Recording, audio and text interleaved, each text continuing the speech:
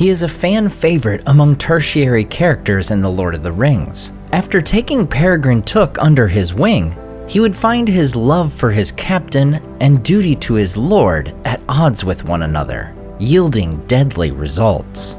Today on Nerd of the Rings, we cover Beregond, Guard of the Citadel. Beregond comes into the story of The Lord of the Rings after Pippin has volunteered his service to steward Denethor of Gondor. Through his talks with Pippin, we learn about his background. We find that his ancestors come from the Vales of the White Mountains, and prior to that time, they were of the lands of Ithilien.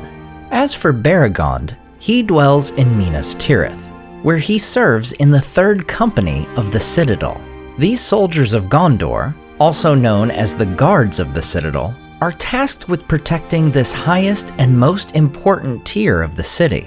As Guard of the Citadel, Beregond is familiar with the captain of Gondor, Faramir, whom he greatly admires. As the threat of Mordor looms, Beregond is given a new assignment on the morning of March 9th, 3019, when he is tasked with helping Peregrine Took, who is to be stationed within the company. Beregond is amazed at Pippin, who he says looks as if he could be a 9-year-old among the children of Gondor, though acknowledging that the halfling had endured perils and seen marvels that few of the Greybeards could boast of. One of the first things Pippin sees in his time with Beregond is that Shadowfax allows Beregond to handle him, and after getting some food for the well-traveled hobbit, they look over the Pelennor below when they hear a faint cry. "What was that?" asked Beregond. "You also felt something?" "Yes," muttered Pippin. "It is a sign of our fall, and the shadow of doom, a fell rider of the air." "Yes, the shadow of doom," said Beregond. "I fear that Minas Tirith shall fall. Night comes. The very warmth of my blood seems stolen away." For a time they sat together with bowed heads and did not speak. Then suddenly Pippin looked up and saw that the sun was still shining, and the banners still streaming in the breeze. He shook himself. "It is past," he said. "No, my heart will not yet despair. Gandalf fell and has returned and is with us. We may stand, if only on one leg, or at least be left still upon our knees." "Rightly said," cried Beregond, rising and striding to and fro. "Nay, though all things must come utterly to an end in time, Gondor shall not perish yet, not though the walls be taken by a reckless foe that will build a hill of carrion before them. There are still other fastnesses, and secret ways of escape into the mountains. Hope and memory shall live still in some hidden valley where the grass is green." Beregond and Pippin talk long about the looming threat of Mordor, with Beregond referring to the seeming calm as the deep breath before the plunge. Like Beregond, Pippin would be dressed in the standard attire of the Guards of the Citadel, known as the Livery of Elendil, bearing a field of black with a white tree with 7 stars and a silver crown. These guards also wore helmets made of mithril, bearing carved wings of seabirds. Pippin's appearance in this royal armor would give further credence to the rumor within the city that he was Eärnil Ilperianath, the prince of the halflings. During times when Beregond had to be on duty, Pippin would spend time with Beregond's son, Bergil. He's around 10 years old at the time, and would accompany Pippin to the Great Gate of Minas Tirith, where they witnessed soldiers from various fiefs of Gondor answering Denethor's call for aid for the impending siege.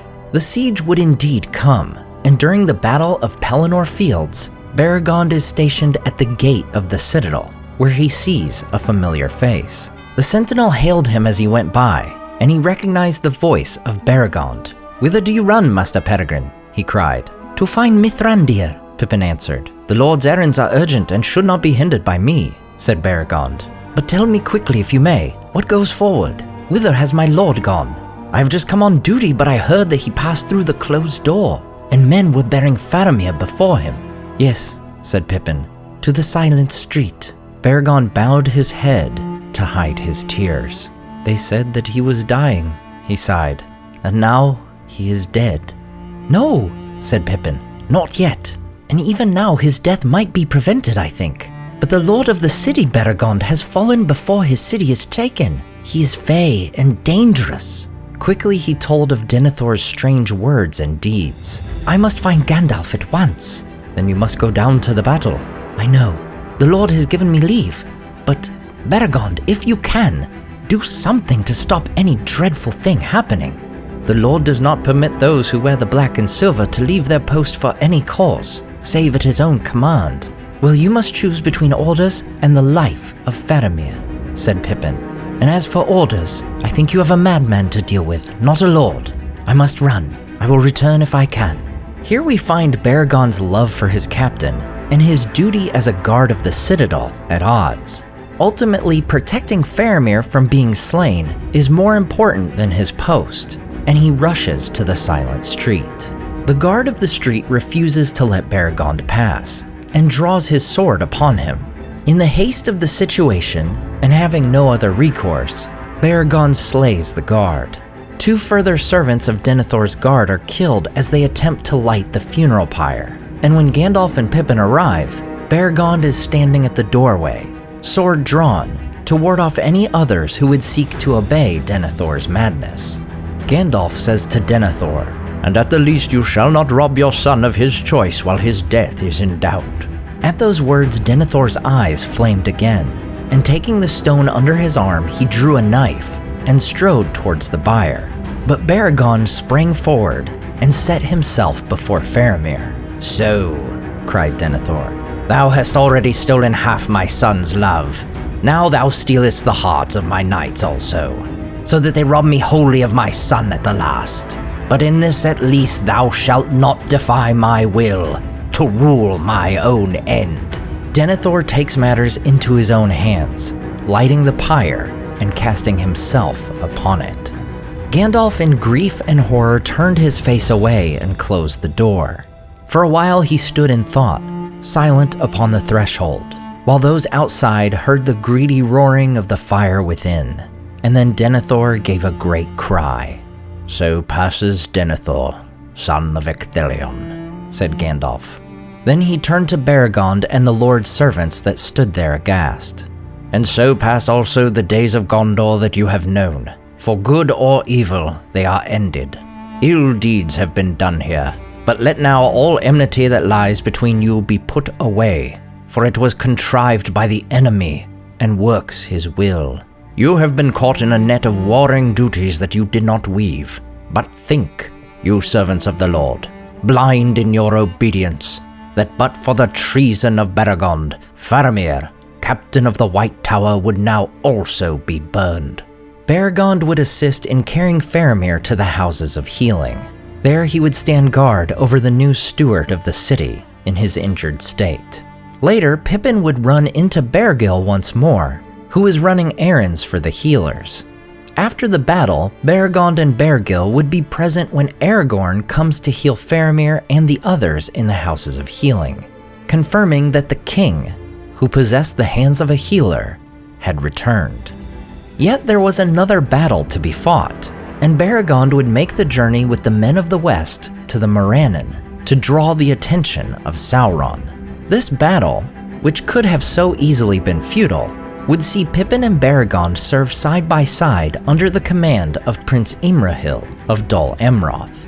During a charge by the enemy, a great troll chief knocks Beregond to the ground, and as it stoops to bite the Gondorian's throat, Pippin stabs upward with his blade of Westerness, killing the troll, which falls on top of him and knocks out the halfling. After the great victory over Sauron, Beregond would return to Minas Tirith. Yet there was an important matter to deal with: Beregond's actions during the Siege of Gondor. After Aragorn is crowned king on May 1st, 3019, Beregond is brought before him to receive his judgment for leaving his post and killing Denethor's guards. Indeed, Beregond had saved the life of Faramir, yet in doing so he had slain his fellow guards and abandoned his post, and justice must be upheld. The penalty for these things was, by rights, death. However, knowing these deeds to have been the right choice, and done out of love for Faramir, Aragorn instead tells Beregond he must leave Minas Tirith. Then the blood left Beregond's face, and he was stricken to the heart and bowed his head. But the king said, So it must be, for you are appointed to the White Company, the God of Faramir, Prince of Ithilien, and you shall be its captain and dwell in Emin Arnen, in honor and peace, and in the service of him for whom you risked all, to save him from death. And then Beregond, perceiving the mercy and justice of the king, was glad, and kneeling kissed his hand, and departed in joy and content. We are told no more of Beregond or Beregil, yet in Tolkien's abandoned sequel to The Lord of the Rings, we find that Beregond had a second son, likely after the War of the Ring, named Borlas. We find this character when he's an old man living in Gondor, during a time when darkness begins to creep back into the world of men, and there are signs of a new shadow rising, much to the dismay of the son of Beregond. While Tolkien would abandon the story of Borlas, we know that his father Beregond would live out his days in Ithilien, serving Faramir, now prince of the realm where Beregond's own ancestors once lived, and there he would live out his days in joy and content. As always, I want to say a huge thank you to all my Patreon and YouTube supporters who make this channel possible. Tom DeBombadil 19, Lissamy the Cinda, Rabbi Rob Thomas, Charles Leisure, CCDC Red Team, Joe Tepper, The Mighty Mim, Leo Vittori, Sky Carcass, Slide Belts, Dane Ragnarsson, Berto Berg, Graham Derricott, The Dark-Haired One, Wyland, Micah Wu, and Debbie. If you enjoyed the artwork in this video, check out the artists in the description to purchase prints of their great work for yourself. Thanks so much for watching, and we'll see you next time on Nerd of the Rings.